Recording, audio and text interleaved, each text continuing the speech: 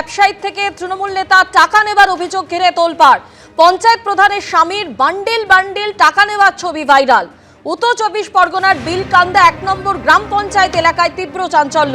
যে ছবি আপনারা দেখতে পাচ্ছেন, যেখানে পঞ্চায়েত প্রধানের স্বামী তিনি রয়েছেন, পঞ্চায়েতের উপপ্রধান রয়েছে এবং সেখান থেকেই বান্ডিল বান্ডিল টাকা নেওয়া হয়, যে ঘটনায় তীব্র চাঞ্চল্য ছড়িয়েছে। বিতর্কে পঞ্চায়েত প্রধানের স্বামী পাপু দাস এবং উপপ্রধান প্রবীর দাস। টাকা নেবার কথা কার্যত মেনে নিয়েছেন অভিযুক্ত পঞ্চায়েত প্রধানের স্বামী।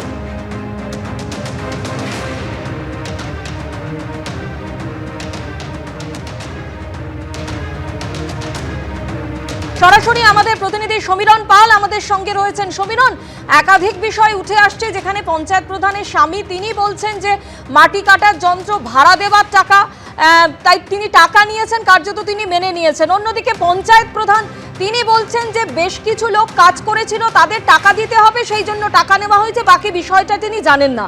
তাহলে ঠিক কি হয়েছে, কোথা থেকে এত টাকা এলো?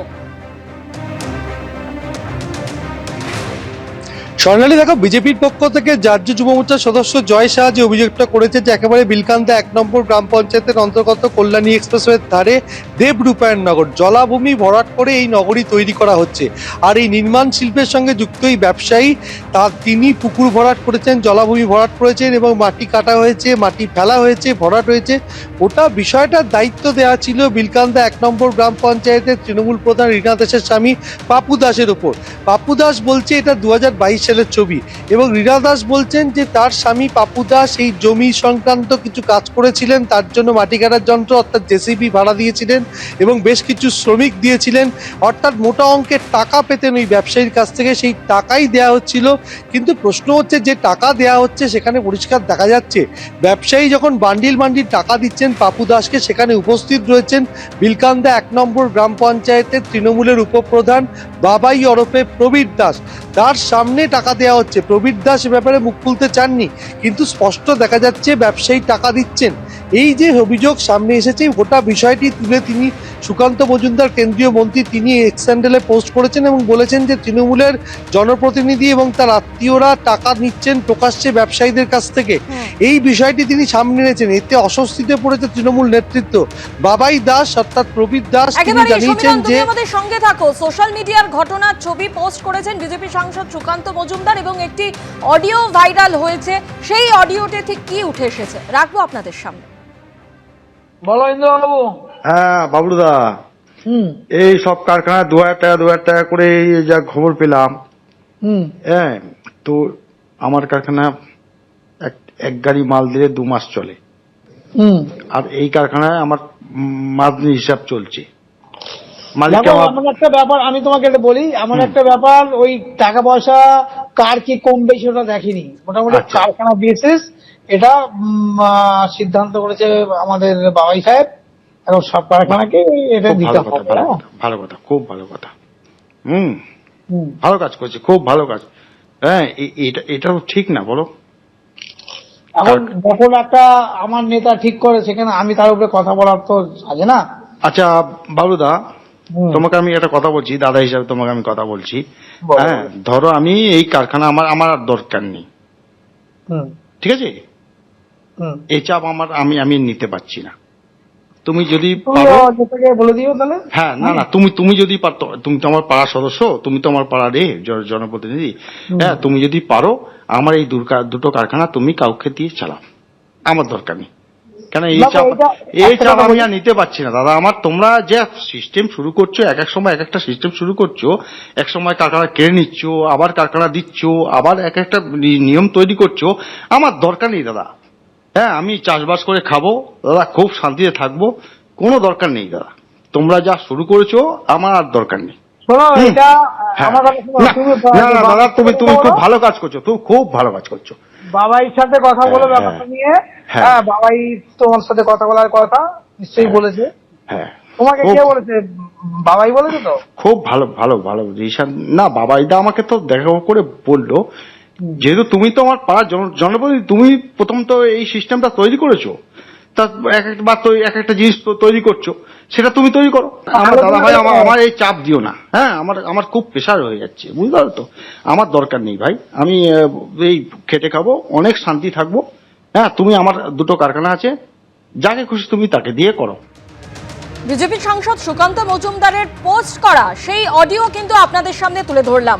সরাসরি কথা বলবো আমাদের প্রতিনিধি সমীরণ পালের সঙ্গে। সমীরণ, একটা জায়গায় পরিষ্কার বোঝা যাচ্ছে যে একজন ব্যক্তি তিনি বলছেন যে তার অসম্ভব চাপ হয়ে যাচ্ছে এবং তিনি আরেকজন ব্যক্তিকে বলছেন যে এক এক সময় এক এক সিস্টেম তোরা তৈরি করো।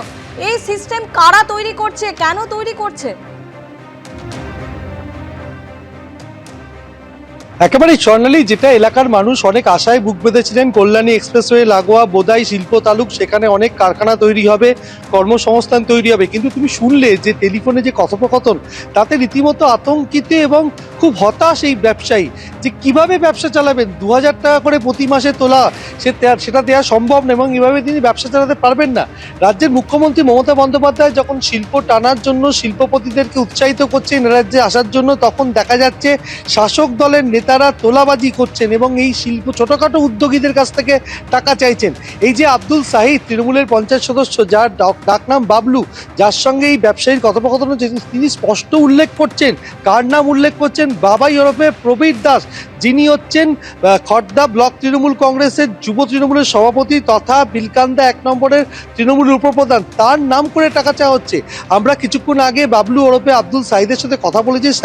তিনি স্বীকার করে নিয়েছেন যে বাবাই ওরফে প্রবীর দাস তিনি নির্দেশ দিয়েছিলেন যে এলাকায় অনুন্নত এলাকা, সেখানে উন্নয়নের কাজ এবং দলীয় তহবিলের জন্য টাকা তুলতে হবে এবং তার জন্য প্রতি কারখানাকে 2000 টাকা প্রতি মাসে ধার্য করা হয়েছে। রীতিমতো তোলাবাজি, অর্থাৎ তোলাবাজি করতে নির্দেশ দিয়েছে তারই নেতৃত্ব, এমনটাই আব্দুল সাহিদ জানিয়েছেন।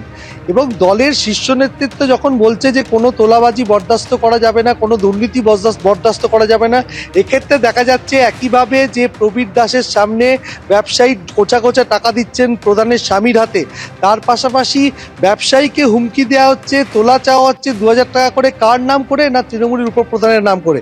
এবং আব্দুল সাহিদ তিনি সরাসরি স্বীকার করে নিয়েছেন। আর যেভাবে চাঁদা চাওয়া হচ্ছে, তোলা চাওয়া হচ্ছে, তাতে অতিষ্ঠ হয়ে পড়েছেন ব্যবসায়ী।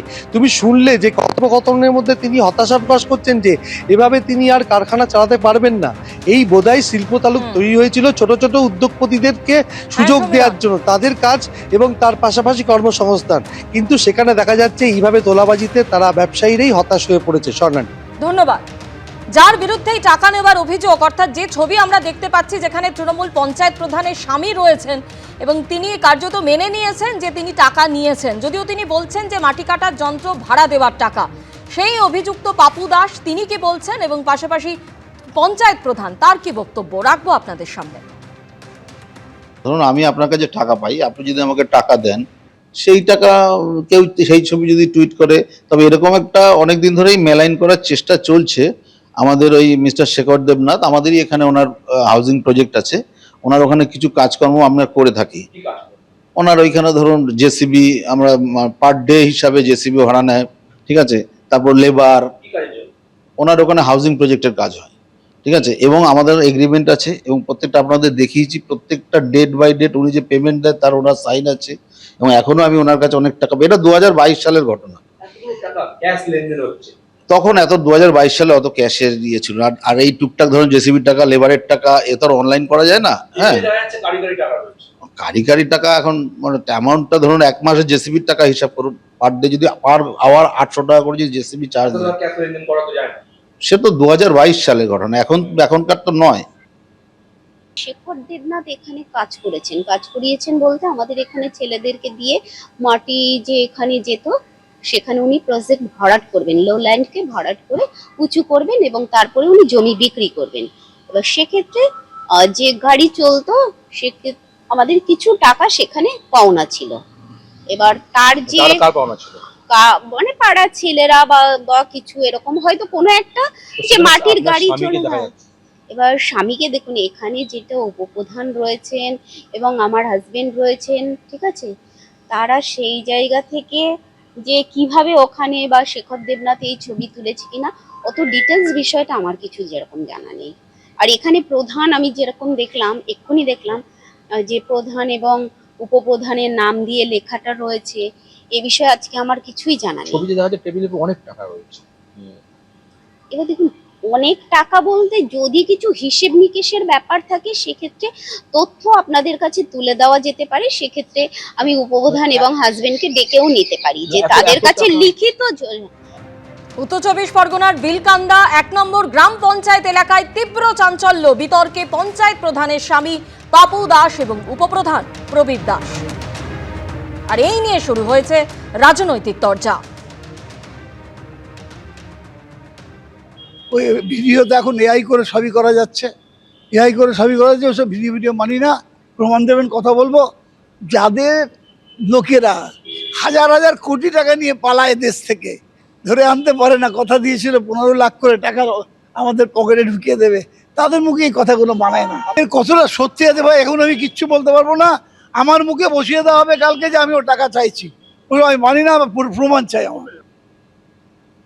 এরকম তো ওরা প্রতিদিন প্রতিনিয়ত সব ব্যবসায়ীদেরকে লুট করছে, ওদেরকে ভয় দেখিয়ে চমকে ধমকে ওদের থেকে টাকা নিচ্ছে।